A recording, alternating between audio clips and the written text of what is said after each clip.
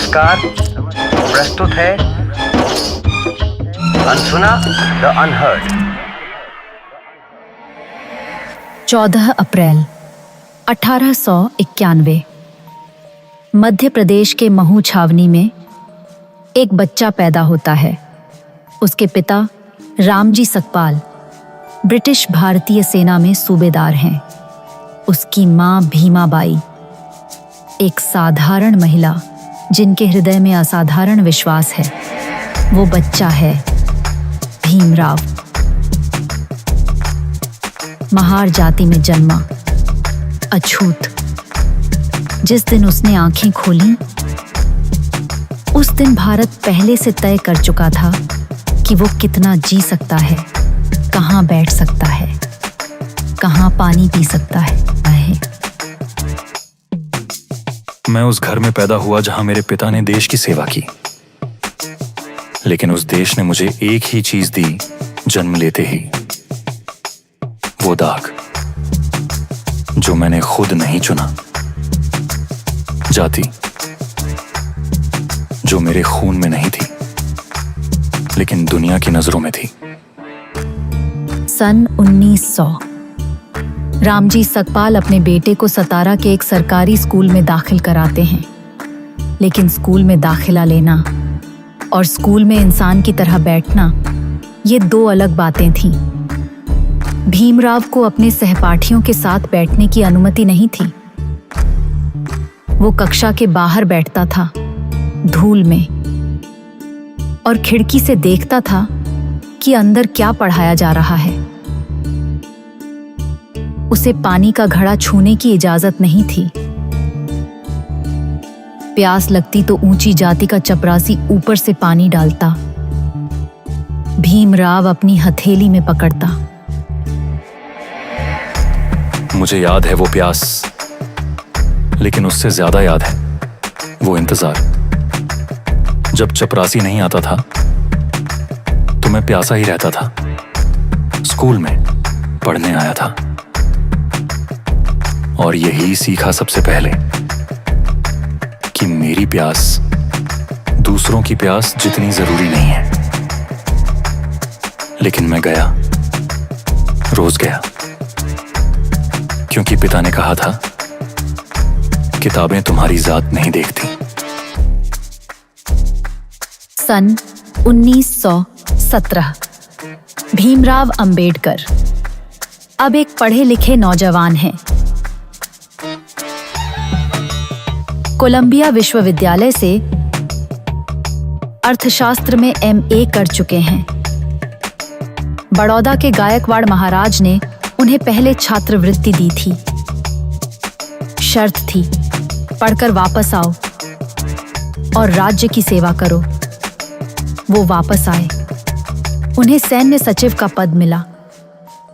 लेकिन बड़ौदा में कोई भी हिंदू उन्हें किराए पर घर नहीं देना चाहता था। वो पारसी सराय में रहे, झूठ बोलकर, नाम बदलकर। जब पता चला कि वो महार हैं, उन्हें वहां से भी निकाल दिया गया। मैं कोलंबिया में पढ़ा था, जहां कोई नहीं पूछता था मेरी जाति। वहां मैं सिर्फ एक इंसान था, एक विद्यार्थी। फिर मैं भारत लौटा और भारत ने मुझे याद दिलाया कि यहां तुम पहले अछूत हो, बाद में इंसान। वो रात जब मुझे सराय से निकाला गया, अंधेरे में, क्या यही मेरी डिग्री की कीमत है? लेकिन मैं टूटा नहीं। मैंने उस रात एक और पन्ना पलट दिया। महाराष्ट्र का महाड़ शहर। डॉक्टर अंबेडकर ने एक सम्मेलन बुलाया। मांग एक ही थी कि चौदार तालाब से, जो सार्वजनिक है, अछूत भी पानी पी सकें। हजारों लोग आए। अंबेडकर आगे बढ़े और उन्होंने पानी उठाया। बस इतना ही। लेकिन उस एक घूंट के लिए जवाब में आई हिंसा। ऊंची जाति के लोगों ने हमला किया। घर जलाए गए, लोग मारे गए। एक तालाब का पानी इतना महंगा था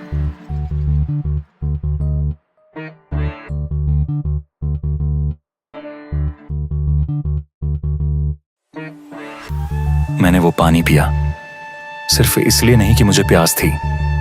मैंने पिया क्योंकि वो हमारा हक था, एक इंसान के रूप में। उस दिन मैंने पूरी दुनिया को दिखाया कि जो पानी तुम हमें हजारों साल से रोक रहे हो, वो हम लेकर रहेंगे, क्योंकि इस धरती पर जन्मे हर इंसान का अधिकार है कि वो प्यासा न मरे।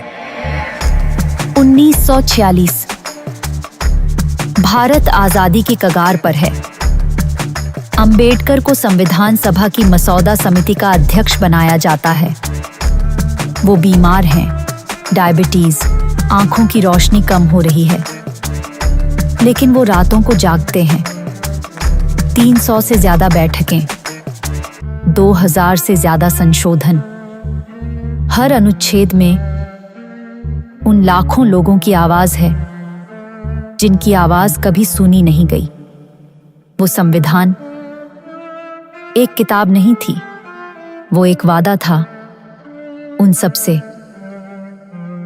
जो सदियों से इंतजार कर रहे थे। मैंने हर शब्द सोचकर लिखा।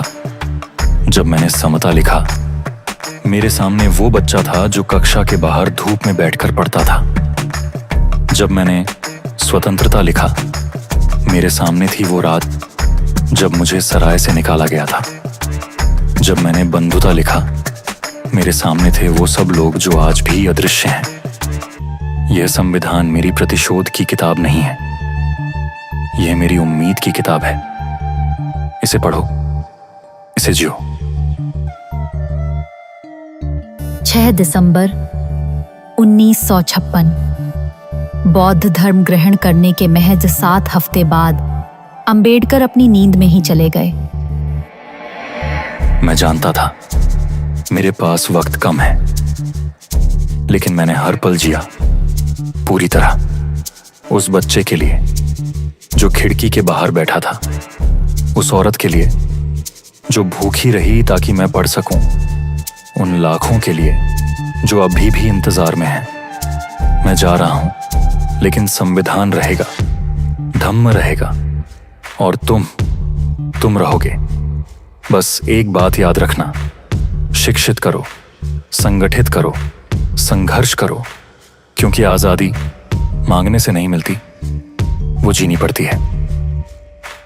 वो चले गए, लेकिन वो अनसुने नहीं थे। आज हर वो बच्चा जो स्कूल जाता है, हर वो इंसान जो वोट डालता है, हर वो औरत जो अपने अधिकार मांगती है, वो सब अंबेडकर की भाषा में बोलते हैं। चाहे उन्हें पता हो या ना हो, यह गाथा अनसुनी थी। आज हमने सुनी।